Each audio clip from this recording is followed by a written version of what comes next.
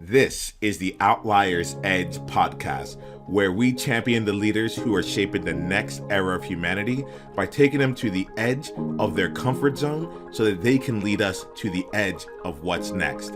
I'm your host, Niiamah Ashong. Let's do this. Hello, hello, hello, hello. Hello, hello, hello, hello. Niiamah Ashong here, founder of Outliers Edge, where we champion the leaders who are shaping the next era of humanity. It's not lost on me in this moment. I could feel my smile. I could feel like the genuine expression of not just happiness, but joy. And I've been in this space of joy for the last few minutes here as I've been reconnecting with this amazing outlier that I'm really honored and excited for you all to get to meet today. Her name's Amanda Sachs. Amanda, it is an absolute pleasure to be in conversation with you. How are you?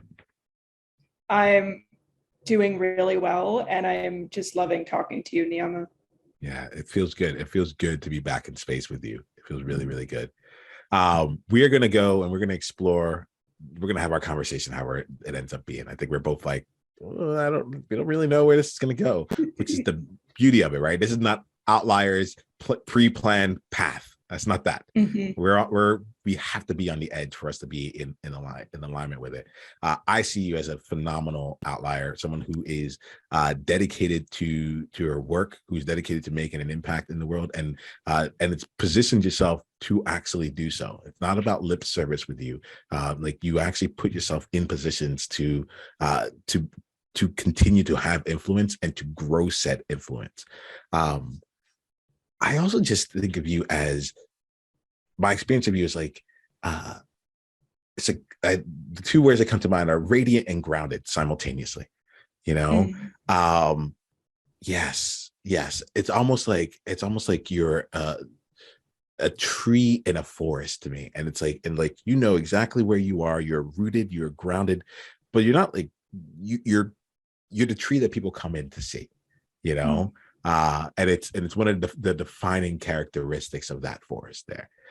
There's just something about the way that you carry yourself that is just incredible to be around, and at the same time also just like exciting to play with. So that's who you are to me. I wanted to speak you into this room, both for you to hear it and also for me to remember the incredible person that's in front of me here. Amanda, it's great to be in space with you.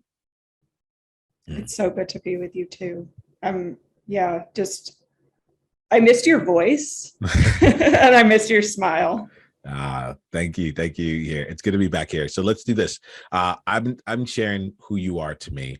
I would like to give you some space if you like to for yourself, like who you are like out in the world, right? I tend to think about like the external. This is who are you externally, but speak to any part that really feels true about who you are out in the world.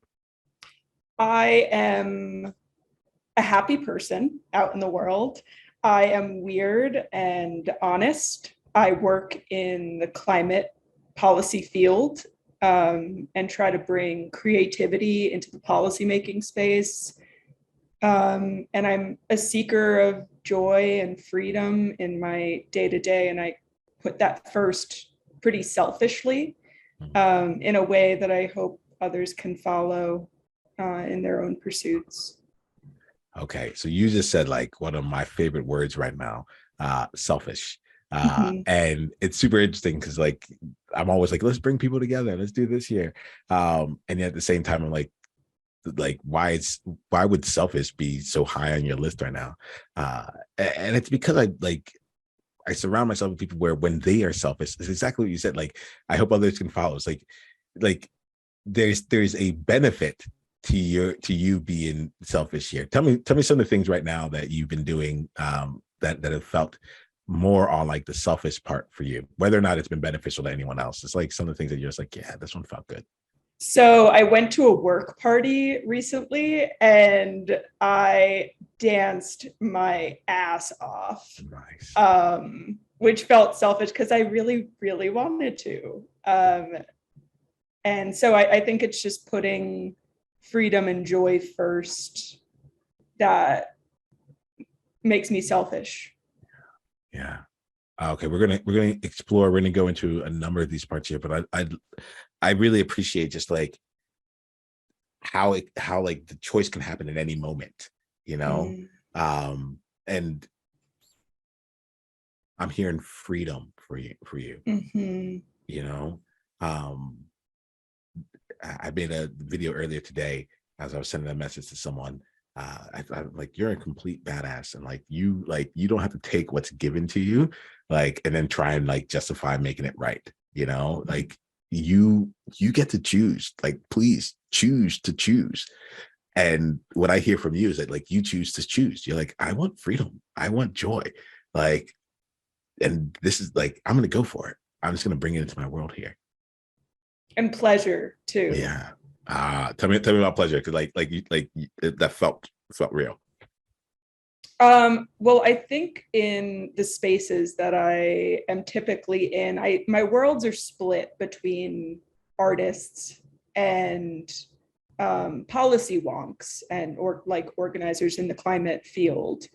Um, and I would say that what the climate people can learn from the artists is seeking out pleasure in the work that you do so that you don't burn out, and not even just so that you don't burn out, so that you really love what you do and can bring the part of you that is boundless into the work, um, especially when it's hard.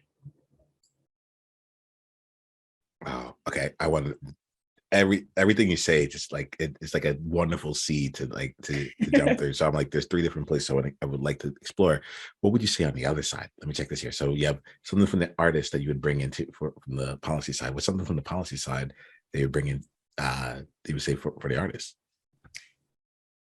I would, I think that a lot of my artist friends are vulnerable in a beautiful way. But when it comes to looking at the world and saying, this is what I want to change, and having the confidence to do it and to be as ambitious as possible, that's something that the artists could learn from the organizers, to be ambitious and to connect to the larger world and the problems that are happening, even when it's painful. My heart right now, like I feel it like expanding right now. I just feel like the heart energy expanding, because I think you just really touched on something that's like joy, expression, like walk down your own path, blaze your trail. Like these are all kinds of words that show up in my world. Own your outlier, like these are the things that I'm Mm, saying. And the last I take people, I find I've been taking people on a journey for a long time, and it has three legs. The first one is own your outlier. Like, are you good with you? Can you own the fact that like who you are and what makes you shine? Like, are you good with that? Are you great with it? Do you own that? You know?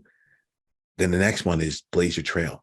What's the path that is yours and yours alone? Where's a place that are like, it may not make sense to anyone else, but it makes sense for you? And what are you doing to create there? This is a lot of times where we start to see the external parts of things, right? External leadership from there. And then the third leg is great. Now that you have this, how are you going to use that to influence and impact some of the world's biggest problems? Whatever, I will say your world's biggest problems. However far you can see in your for what constitutes your world right now, how are you going to take the outlier that is you, use that to like walk your own path, and then contribute that to something that deepens your influence and like creates or like magnifies the impact that's out there. um so when you say this and you say like, hey, like as an artist, there's tremendous talent, and if that was also directed with the ambition to apply it to these larger efforts, it really resonates with me on a strong way there. What do you hear, if anything, from what I just said? um, I feel that I'm feeling into the pain a little bit around um, around the journey when you want to influence something and you feel that you might not have the power to do it. The self-doubt and the doubt that the world can change and that others will hear you, that the vulnerable, beautiful people of the world can make a difference in changing things that are currently controlled by fiercely intelligent, seemingly evil people. And it's a really painful experience. And I went through that for a long time, feeling like there wasn't anything I could do that could make a big enough change. And so why try? It's just so real for people. It was really real for me. And I still have doubts sometimes too. Yeah. I'm glad you brought that in. So would you mind just sharing a little bit here? I'm curious about your journey with that pain, right? I'm curious about your journey and the way you navigated that, or you are navigating it. It seems like there's still parts of it that are still real for you. So would you mind just sharing a little bit of like your story around that pain? There's something in here where I'm just deeply curious. Sure. I learned about climate change when I was in first grade. And there didn't seem to be any clear solutions at the time. It was just, we're in this situation, it's really bad. When you get older, here's what you can probably expect. And no one else around me was really interested in taking action or thought that anything could be done about it. It was just these overwhelming entities, the fossil fuel industry and all the powers that be were in control, and we had no voice. So I get older. I've always known that I wanted to work in the climate field. I didn't know what I wanted to do exactly. In the meantime, I was an outlier in a bunch of other ways. I didn't have many friends. I was part of the emo subculture. I listened to metal music, and I got into tons of trouble all the time. And then when I went to college, I was like, okay, I gotta kind of figure out my path here. Like, what am I gonna do with all of this passion I feel for the climate crisis and where we're moving as a species? And so I went with politics, because that seemed to be the realm where things were really happening, and where I could have control. I told myself, I'm gonna be a martyr, and I'm gonna work so hard, and I'm gonna be miserable and dedicate my life to fighting this climate crisis for humanity, which was a little naive looking back, but I still feel a lot of love for that person who thought she needed to have it all on her shoulders and felt like no one else was really listening or willing to give of themselves in that way. Through that process, I learned about a lot of injustices in the world, that the climate crisis wasn't going to be felt the same through different populations, that the global south would suffer so much more, that there was a debt that really needed to be paid for the global north, exploiting fossil fuel resources, industrializing, and the global south really bearing the brunt of the climate crisis and the pollution coming from these fossil fuels. So anyway, I get into climate justice specifically. I find my place in the policy realm. I become self-conscious in having a job where I really want people to see me as competent and smart. And then that's where the pain really comes in. Can I really make a difference? I'm willing to do all that I need to do, but am I smart enough? Does anyone care? Has this all just been tried before? Is it a losing battle? And there were a lot of cases where I proved that myself wrong, and I was able to initiate and educate and connect to other people and get bills passed and work on implementation of climate laws. And now I find myself here where I want to bring others into the process of policymaking, and I want it to be a creative, fulfilling process and not a boring, bland, overly technical for no reason process. And that was really, really beautiful here. It was really beautiful, and the components of it that really struck me. So I'm listening to both what you say, but more like I have conversations on multiple levels, and I'd say multiple dimensions, really. And what really gets me is the how you be as you say it. What flew through for me was the amount of compassion that you have, like not just the capacity of, but that that it feels that you bring with you here. I feel the compassion you had for yourself. I feel the amount of compassion you have for others. I feel like, and again, going back to like the compassion you have for yourself as you are having compassion for others, like, that feels really palpable. I get curious about like your process of like bringing in, the word for me is compassion. Is there a different word that you might use to describe what I'm pointing towards? A tenderness. A tenderness. Okay. Yeah. So like I'm really curious about like your journey with tenderness, because it feels like uh, I'm going to be a martyr to like the tenderness that you have right now. Feel like an incredible journey. And I ask this because I know, like I as I was hearing your story, I've heard your story.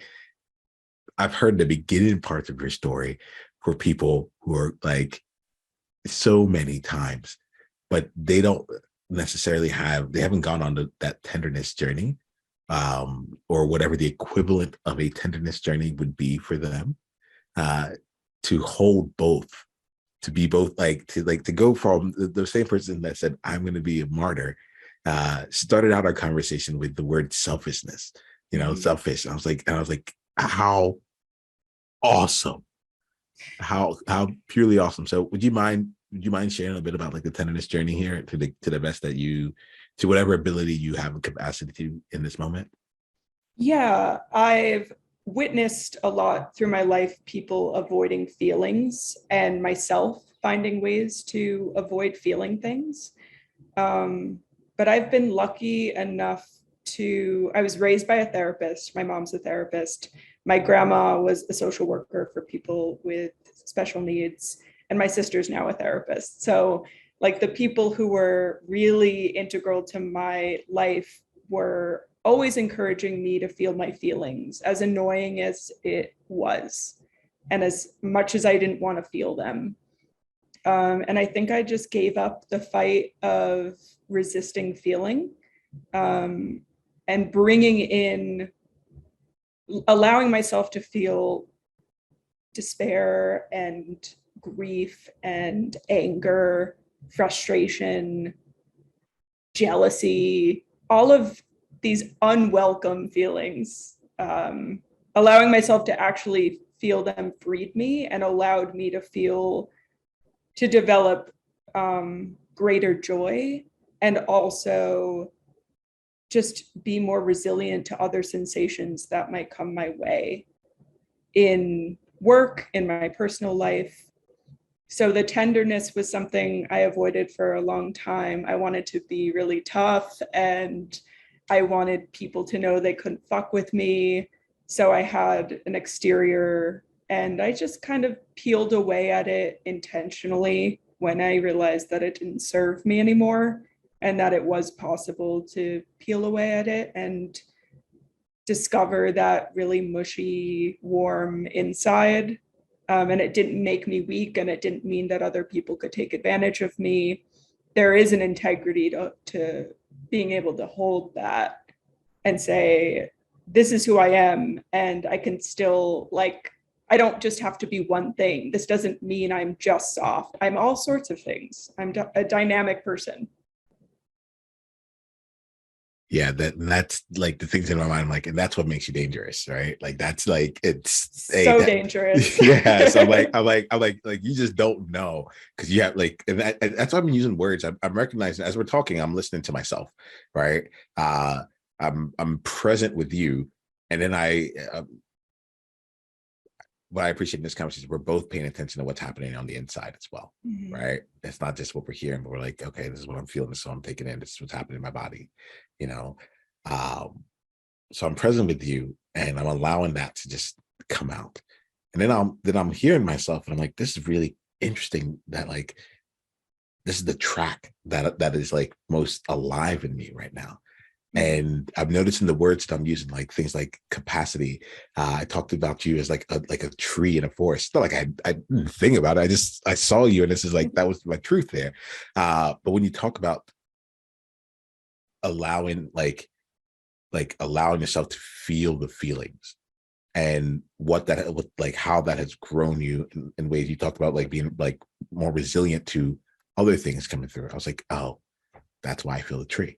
Because I think about it. I used to get so upset in like, I don't know, 2019, 2020, when like people were like, I think it was 2019, they were like resilience training. Everyone needs to learn resilience, and the idea was like, if you get knocked down, being resilient will like help you get back up, and so we're going to help make sure you can deal with that. And I was like, if we're going to spend this effort kind of like uplifting our culture to something, why are we stopping that resilient?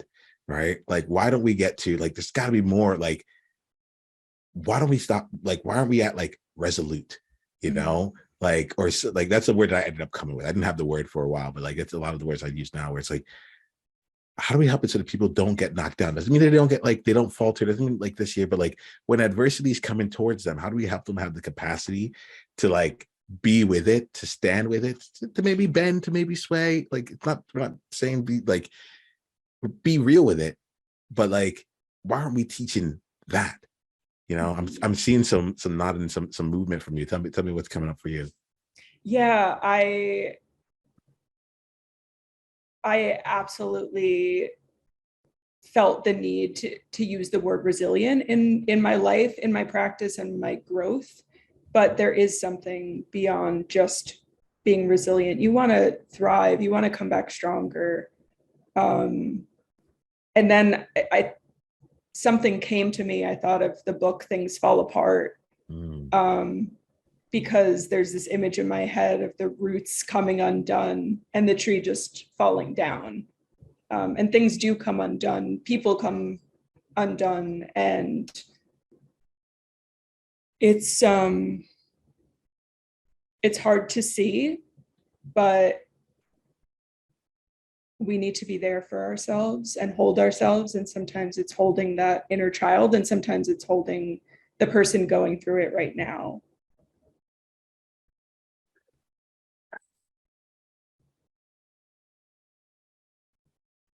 So I'm at a place right now, Amanda, where I'm thoroughly enjoying the conversation, and I'm recognizing the places that I'm taking the conversation. And I want to give us a chance to just play a new game.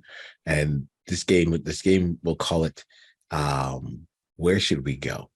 Right. And in this game here, there's no right or wrong, but it's just like, if we can instantly transport ourselves into a brand new part of the conversation, a place that maybe you wouldn't have gone normally on your own, or you feel like more people should go here, and we haven't yet. I'd love to transport with us to that there. This feels edgy for me because I'm like, oh, I brought you on here to have a conversation. I'm like, now you choose where we go. But it also feels like, I'm like, yeah, I just trust you a lot. And I'm like, oh, wherever we get to will be absolutely phenomenal. And it'll be great to have that. So are you down to play the game? Where should we go? Yes. Okay. Amanda, this game's really simple. Where should we go in this conversation now?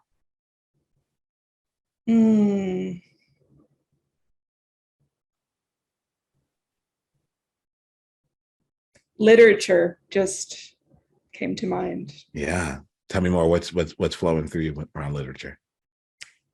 I'm pretty into climate fiction, and I don't think I've ever really heard of that. So that's like that's a thing for me. All right, climate fiction. Tell me just a little bit about that first, and then let's continue. Yes, climate fiction is like science fiction, but focuses on world building around a changing climate and how humanity or whatever characters are responding to it.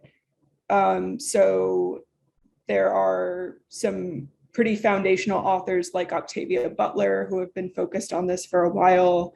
And it's interesting because it can paint like a dystopic world, like a lot of science fiction does, or it can paint a really beautiful world where climate destruction has taken the characters and the world in the story to a more beautiful and just place. And that's the kind that I enjoy most. Oh, okay. Now I get curious about this. You like at a certain point my eyebrow went up. I was like, wait, there isn't just like climate dystopia. So when you bring this up, there's a book series, the 3-part book series called the Broken Earth series. I just started, I listened to it. It's I have to be able to name it now. So just let me pull up my Audible real quick. Yes, so it's by N.K. Jemisin. And it starts with the 5th season. Are you familiar with that? Is this in climate fiction world? Yes. Okay. All right, cool. Oh, that's awesome. I read a climate fiction book. Like, go figure. Yes. All right, cool. So I finished the series on it, right? And I enjoyed it. I enjoyed it. I would recommend it for someone to go and read. So like I'm thinking about books in that nature, and I realized like the concept for me like stays in dystopia overall. And even now in this moment, I'm like trying to like twist it around and be like, oh, but where would like the more just part come in? And maybe it was more just, and I missed the whole point of the book, or those are the thoughts that are happening in my mind right now. So I get really curious, like because now I'm interested, right? I'm like, I just read a book and that was a great book. Like, you tell me there's more like this. What are some of the books that have been really important to you, especially the ones that like it doesn't have to be both, it can be any of them, but what are some of the books that have been really important to you and you're like, hey, look, if you're interested in this stuff, I would recommend these? Specifically climate fiction, Parable of the Sower and Parable of the Talents are really foundational books for me, especially because it doesn't just focus on climate in a two-dimensional way, like what's happening in the environment and war and how people are responding to it. It also touches on religion, drugs, relationships, how climate is like the context that we live in. We are not separate from nature, and the only thing constant is change. And that in itself is like God. That in itself is like accepting that everything changes and transforms, brings a sense of freedom, and the main character is able to like really guide the group of people that she's with, and they're just trying to survive, but she challenges their thinking about what life can be and how open we can be to change. That change doesn't have to be something that we resist. And she's a real leader, and I really appreciate her just as a character in how resolute she is. She's super strong and thoughtful and has her quirks too. She's not like entirely lovable all the time. Sometimes she's really condescending or dismissive, but I like feel actual love for this character, Lauren. Yes, she feels real. She feels like human from Yeah. that standpoint, right? It's like, Yeah. it's like I'm not idealized. I'm a person, Mhm. but I am driven by something much larger than what's here, and a vision of how it can be. Yeah. With us all together. So, okay, you said Parable of the Sower and Parable of the Talents. Is that what you said? Yep. Okay, cool. So those are gonna be the next two on my list to go listen to. Yay. I'm very really excited about it. And as you were saying this year, uh, the question in my mind was like, oh, is this an example for you of like when an artist decides to take their work and put it toward a larger Absolutely. I think we're at the beginning of the climate crisis. We're really feeling the impacts now, and we have a long way to go. So it's an interesting time to be an artist, to be a creator, to be anything when you have the option to apply it to the greater good in terms of climate change, mitigation, adaptation, and moving us to a more just world. Yeah, it's interesting right now because I recognize that the benefit of like the climate fiction component from the standpoint also how I think about science fiction, right? And the fact that science fiction starts one way and then becomes science fact a lot of time, right? And it's not because science was going to go naturally there. It inspired someone. It brought up an idea that we didn't think was possible or could be, and people just kept asking, well, why not? I think about like Star Trek, and I think about like Google Translate, and it's like I'm like I can speak I can speak into this thing, and then it will speak something else in another language. Like this is our current version of a transponder. And so there's something like beautifully rich when I think about it from that perspective of like, okay, changes are coming, and how can we lead through that change? How can we how can we continue? Like there's just different lessons that I can see here. And just even knowing that this is a genre, makes a huge difference for me. I just thought it was a book. I was like, oh, what an interesting like concept. You're like, oh no. There's way more going on than that. It opens up so many possibilities. Yeah. And even like when most people think about climate change, they do think of like doom and destruction, and there's a lot of reason for that. But it's also, we don't have to resist the change part of it, but we do have to resist the existing inequalities that'll become exacerbated by it. That's what I'm really passionate about, using climate change as a vehicle to address all of the wrongs that are already taking place right now, where low-income people of color, people who live in certain countries are suffering at a disproportionate rate because of what's happened in our history, and now they're in a vulnerable place to become more exploited. That doesn't have to be our future.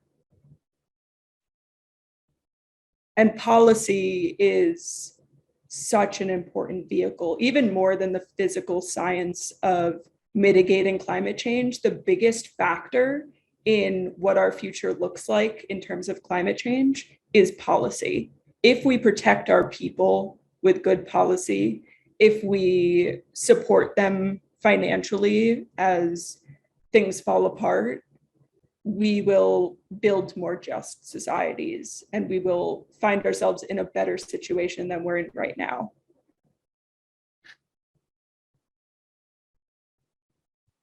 And there's a whole movement dedicated to it. So that's great. Like, we're on it. Yeah. I'm going to go back right before the whole movement part. Like what I'm doing right now is, it's not that I don't have anything to respond. I'm choosing not to. All right. I'm choosing not to, because like what I feel here, man, is like, it's like you are speaking your truth. And I want to make sure that has the space to breathe. Has the space to breathe. What you just said is really important. I get really curious about this. Like I'm hearing these things, and it's newer for me, and my curiosity gets piqued. I'm like, oh, what is it like to be in the room with just like all organizers, and I wonder what the future is that they're thinking of, and what is it like to be in environments and like where where that conversation is happening on a regular basis. And you just said something that you're like, you mentioned the change part, like you separated climate change, and all of a sudden you just brought it to like, there's like climate and change, and there's climate change. There's like three different things, you know? And I wanted to make sure here, and this like, I just wanted to give it space, you know? And I know that there's a positive look that we can have on it and all that other stuff here, but like what you said stands. And I could feel, I could feel you through that, you know? I could really feel you through that there. Thank you. Yeah. Thank you. Thank you. So what I am curious about, like the change elements of it all. I am curious about, it's great to hear like what you believe come through. Would you mind sharing like two more things here about like what you believe? We can almost, oh, I love that. I'm actually really curious about your counterintuitive truths. Right. So the counterintuitive truths are, it kind of takes this structure. Most people think XYZ, but the truth is 1, 2, 3. Right. And notice like it's like a completely different dimension. Yeah. So what are the things that like most people think, but like, you know, actually there's something else completely at play. Most people think there's nothing we can do about climate change, but the truth is that we have all of the technology that we need to address it right now and can deploy it in innovative ways. And those ways have already been identified and talked about to death. And now it's action time. That's one, right? The second one, dig deeper, right? This like with this next one, I'm going to invite you to like offend someone with this, right? Okay. Like what's the truth that like, what's that truth?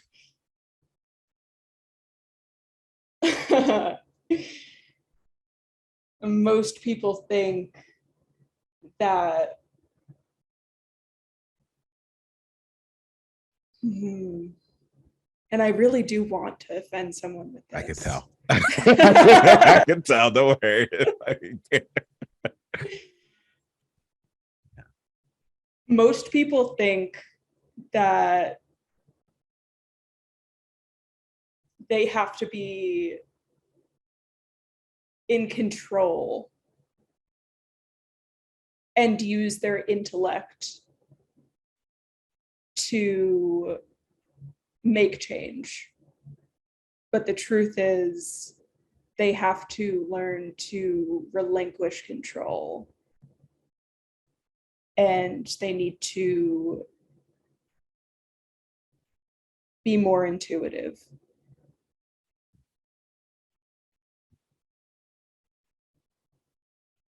Thank you for that. Thank you for that.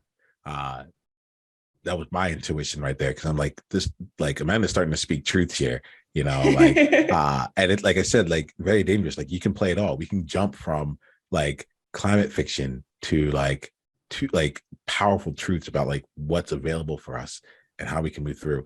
It's one of the your like the agility. I think especially in a world of change, right? When you're speaking change, or not even just speaking change, but when you're living change, agility and flexibility, and it's beyond adaptation, you know. It's like, because I think that's the thing, like you used the word integrity earlier. I remember that you said the word integrity because it's now become my highest value. And I don't look at integrity as like, oh, what you say and what you do are in alignment. That's a lot of how other people do. But for me, integrity is like, goes back to like the root of the word, which I don't know, probably whatever. The root of the word like is something around the element of whole, you know, like you think about integer, you know, you think about integrate, you know, like so when I think about integrity, I look at it as like a wholeness, a completeness, a fullness, you know, and bringing that in. And when I talk to you, what I get is that level of is a strong level of integrity. It's like I can go toe to toe with you. We can have an intellectual conversation. We can have an intuitive conversation. We can be angry with one another and then go get some like drinks and like, or get ice cream afterwards. You know what I mean? Like all of that space can and does exist with you. And you also encourage it. You welcome them. You're like, no, I really do want to like offend someone. Like, you know, I was like, I know you do, because like that's also a part of the like the tapestry of you. And Amanda, I really want to call in and speak into these things here, because there's a tremendosity to you. I know there's a word called tremendousness, but I just feel like tremendosity just worked for me. I think you're tremendous. I'm grateful that you've taken the steps to put yourself in places that matter to you, and that you can take action on that which matters to you as well. Right. I think it's a good time for us to start bringing this specific conversation to completion here. I want to open up the doors for anything else that you want to say that may not have been expressed here. It might be a message for someone else that's listening, but it could also be a message to yourself, whether one you need to hear now or one that you want to remind yourself, almost like time capsule in it, for the next time you need to hear this. But if there's something that would be on your heart right now to put into this space to help us complete here, what would that be? This is to me and to listeners that creativity is not something that only needs to be applied to visual art. It can be applied to anything that you do.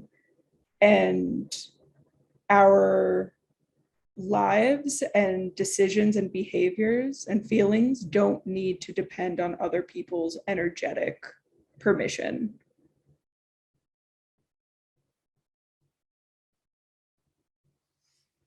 So it is. Thank you so much for that, Amanda. I know there are going to be people out here that are going to want to continue the conversation with you. What's the best way for them to be able to continue? Oh, just send me an email at amandasachs15@gmail.com. I'm happy to talk to literally anyone.